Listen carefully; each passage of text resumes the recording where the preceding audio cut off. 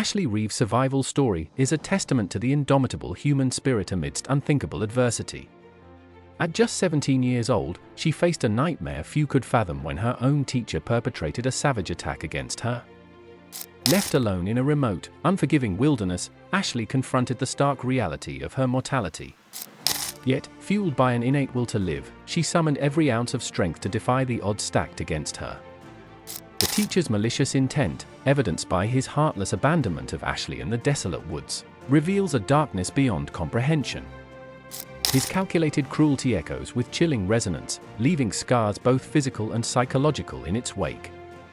But it is Ashley's unwavering determination to survive that illuminates the darkest corners of despair. Her story serves as a powerful reminder that, even in the face of unimaginable darkness, there exists a flicker of light, a glimmer of hope that can guide us through the darkest of nights. Before starting the video, please hit the subscribe button and turn on notifications to stay up to date with the latest uploads.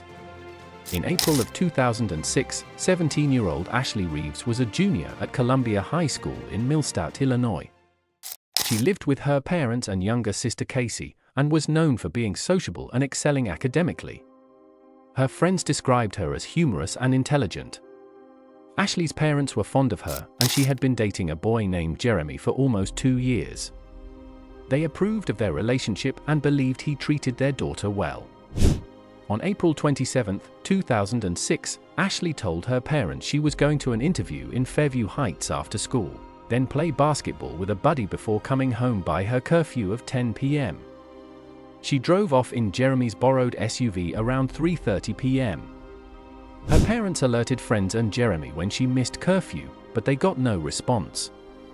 Ashley's mother was unable to get in touch with her and did not know why she had disappeared.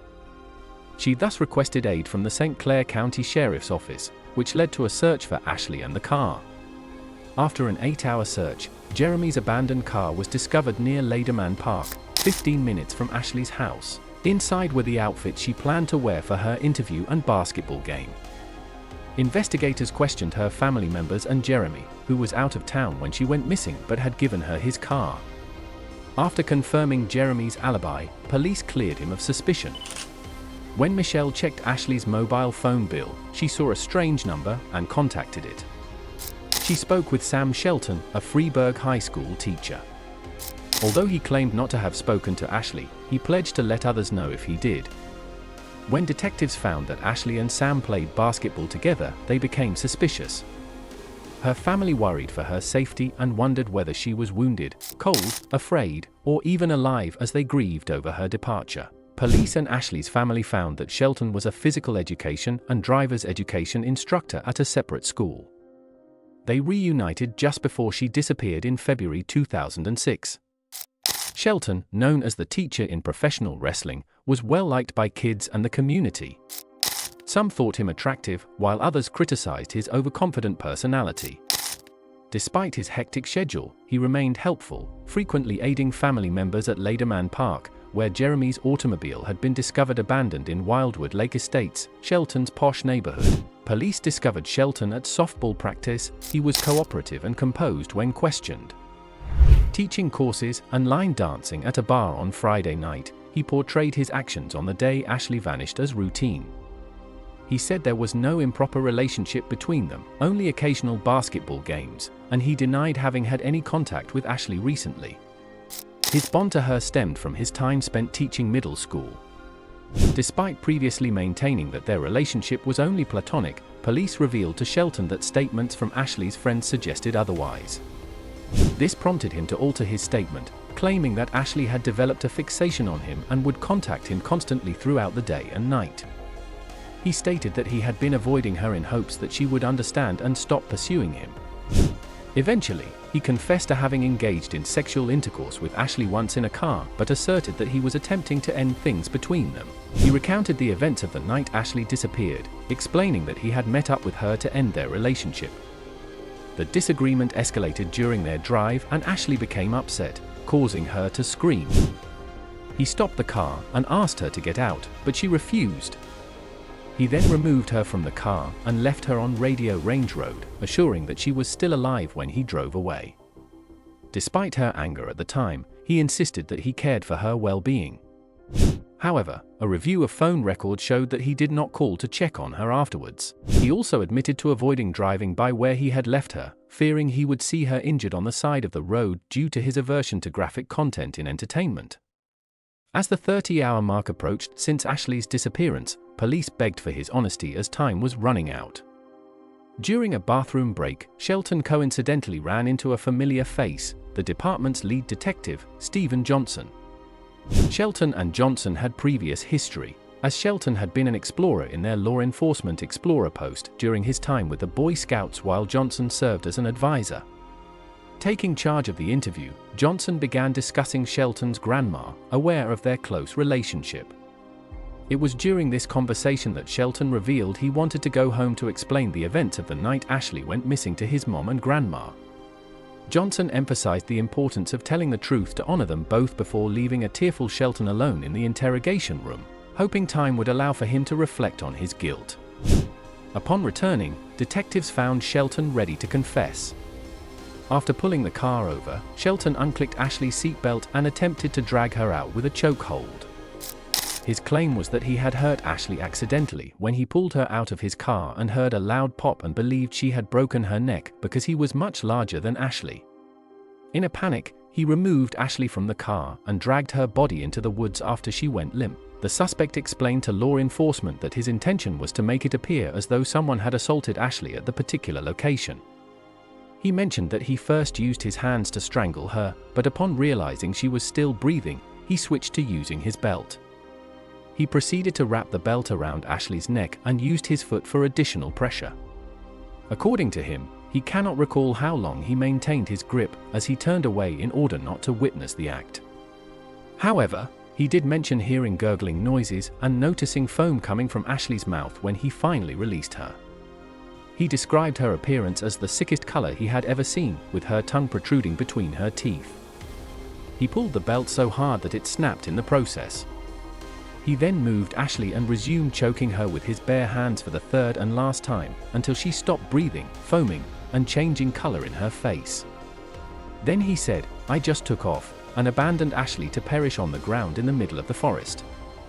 "Really, I darted through there as fast as a bat out of hell." He stated that he did not want to be blamed for her death and feared repercussions, such as losing his job, if he had called for help when he believed her neck was broken.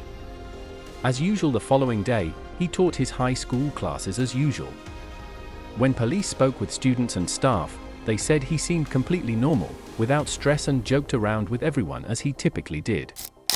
While Ashley's body lay in the cold, dark woods that night, he went for drinks and line dancing.